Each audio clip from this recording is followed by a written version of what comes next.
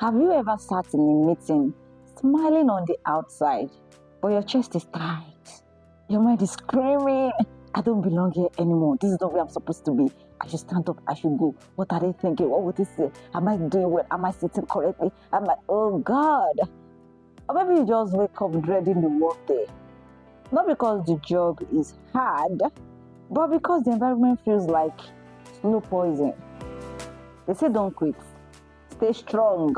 You can face it. Yes, you can do this. Be professional. But what happens when your professionalism starts costing you your peace? Yeah. So hi, men and babes, boys and girls, children, adults, everybody, nephews, everybody. In fact, if your nephews or nieces are listening to this, hey, beautiful, hey, pretty, Omo, I love babies. I know this can be a handful and all of that, but seriously, I love babies. Let's give that. Yeah, I love babies. Let's leave it out. This is a serious talk, honestly. In our last episode, we explored the importance of pursuing peace, right? And I hope that within this 1 week space, you've been pursuing peace as best as you can. I hope that the month of June has been great to you. Honestly, I've had some tricky moments in this month, but then I'm still grateful for the month of June. I told you last week that I'm so happy and optimistic about this month. I don't know what it is, but then God has been faithful and June has been a wonderful month. Yeah, yes. Okay, we explored the importance of pursuing peace and how sometimes that means walking away, from environments or relationships that constantly drain or disturb you. And after that episode, right, someone asked a very powerful question, and I was like, what's fine. I answered the question, and then I was like, this is great. It's a very huge topic, and we'll be talking about this, and that is what we are going to do today. So here is the question: what if the environment or people disturbing your peace are tied to you professionally? Yeah. How do you withdraw when your livelihood is connected to that space? And that's exactly what we are unpacking today. I know that's a very tricky question and situation, because yes, peace matters. I beg, I love my peace. But so does your job, your responsibilities, your career. You have bills to pay, there's purpose and all of that. So what if in pursuing your career, you being responsible, you going all out and all of that is tied to some toxic people or environment, but that's a lot. So where is the line in all of that? And when do you stay to manage it? And when do you walk away? Because hey, it's serious. So let's talk about it. Let's be real. Let's be factual. This is far from being simple. Like, this is not a simple situation. This is not a white and black situation. No, it's far from it. In personal relationships, it's hard enough to walk away, because of the emotions and all of these things tied to the relationship. It's hard. But professionally, hey, there is a lot more at stake.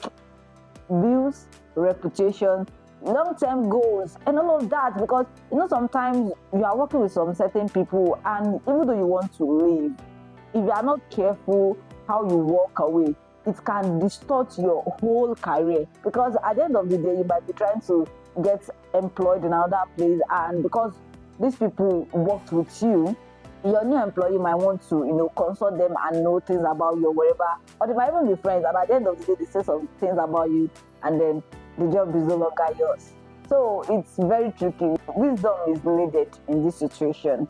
But still, I want to say this upfront: peace is not just a personal issue, it's a professional asset. You can't give your best when you are constantly walking on eggshells. It's not possible to be walking in tight ropes and you want to give your best. You can't show up all in a place that chips away at you daily. It's not possible. So no, walking away isn't always immediate. It's not always spontaneous. It's not always what you do instantly. You understand? But it should always be an option when peace is being sacrificed the long term. don't discard it. Walking away, yes, don't discard the fact that you can always walk away. Keep it. It's part of the options that you have. So what can you do when you're in this situation, when you're in this tension? What can you do? I want to say that walking away actually is of two types. You can walk away mentally, right? And you can walk away physically. Yeah. So I believe that walking away is of two types. But then I'll be listing one or two things that you can actually do when you are in this situation. First, I want you to pause and discern. Like, not every discomfort is toxic. I hope you know that. Because sometimes any little discomfort, you feel like, no, I'm walking away, I can't deal with this and all of that. But sometimes the discomfort is not toxic. Sometimes it's just growth pains. Do you understand? So it's actually great when you pause and you discern. Okay, is it because I'm growing, I'm going through this stress? Let me cite this example. Recently, I've been learning to do something that I'm not really used to. Back at home, I'm used to it, but then living alone, I'm not really used to it. At home, when we are done eating in my house, my mom always encourages us to wash our plates, our dishes immediately. So once I'm done eating, I go and wash. And sometimes I just drop it to when I feel a lot more better and wash. But then recently, I've been cultivating this habit of washing once I'm done eating. But I'm not used to it. It's causing me some kind of pain because I'm like, I just finished eating. I'm supposed to lie down and rest. Do you understand? But then I know that, okay, this is a great idea. I do this at home, not all the time though. But then living alone, I feel like I can do as I want, and all of that. So I'm trying to learn it. So it's not really easy for me. It's not absolutely what I love doing, but I'm learning to do it. So sometimes pain, I know this is like a very, very little example, but I'm saying that you can imagine if washing just my plates. I wash plates when I'm done cooking, but when I'm done eating, I prefer to leave it. So if I feel discomfort doing that, how much more pains at work? Maybe you are asked to be doing some certain things, or people talk to you in some certain ways, and you're not used to it and all of that. It can be so irritating to you. It can be so like, I don't love this, I don't like this. But then you have to discern, because the process of growth, the journey of growth is not always easy. I mean, it's not filled with roses. That's just the truth. There are thorns, there are all of that. So you just have to pause and discern. You have to check. But if it's consistent, if it's like consistent disrespect, manipulation, or chaos, that's not good. That's damage. Because some people, that's their signature, to cause chaos, to manipulate people, to disrespect people. So if it's something that is constant, like we talked the last time, a pattern, like a landmark, then that is not your place to stay. Also, I want to say that you should start setting boundaries. And this setting boundaries brings me to, you mentally walking away from certain discussions, from certain people before leaving. See what can be managed, right? Can I manage this? Can I manage my boss talking to me this way, or my colleague trying to do this to me, do that to me? Can I manage it? If I can't, can you limit certain interactions? Do you understand? Like, maybe there's a certain way you interact with these people. There are certain topics that you people discuss. Can you limit the access that you give to them? And can you limit the way whatever they say to you affects you? Can you protect your time? Can you say no where you used to, overextend because you want to please them, because you don't want them to see you as being rude or whatever they ask you, you are doing. Yes, sir. Yes, ma'am. Even your colleague, I will do it. It's fine. It's okay. And you are not supposed to do it. You're supposed to say no. Do you understand? Can you say no? So you have to start setting boundaries, and that's you like mentally walking away. You're not saying, I'm done from this job, I'm done from this work, but you're saying, you know what, I'm done from these certain conversations, these certain behaviors that keep draining me every now and then. And also, you need to prepare a peaceful exit. If the space is no longer aligned with who you are becoming, honestly, you need to start preparing your way out quietly, wisely. Update your resume, start networking, start looking for opportunities, start adding skills to what you have before, so that your next employee won't be able to resist. Do you understand? Look for what is next. Don't stay stuck. Look for what is next. Look for ways to, move forward. Peace is easier to protect when you have a plan.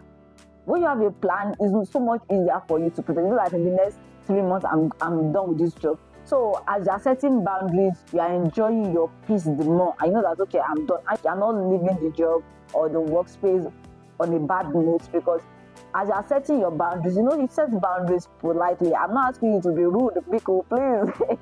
That's not what I'm saying. I'm saying that you can set boundaries politely. Oh, but I'm sorry, I'm busy with something. I can't help you right now. It's as simple as that.